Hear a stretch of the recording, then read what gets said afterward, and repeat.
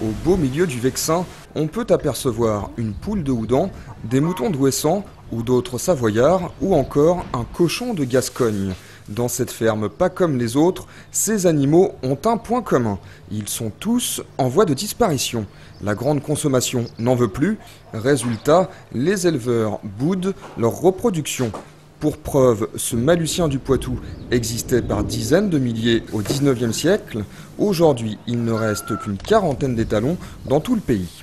Alors il a servi à assécher le marais du Poitou, qui était infesté et qui, après cet assèchement, a permis la culture maraîchère.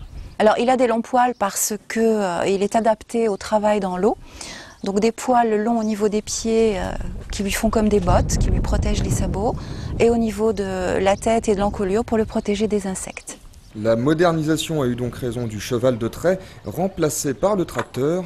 Quant aux producteurs de viande bovine, ces derniers ont également fait des choix économiques. Même constat avec cette vache casta, malgré ses 450 kilos, elle est beaucoup moins rentable que la charolaise, vendue en supermarché.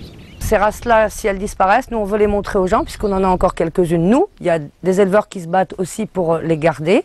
Et il faut bien que le consommateur soit au courant que c'est complètement lui qui fait tout ça. C'est-à-dire que si vous achetez par exemple du lait AOC de chèvre poitevine, vous allez relancer la chèvre poitevine.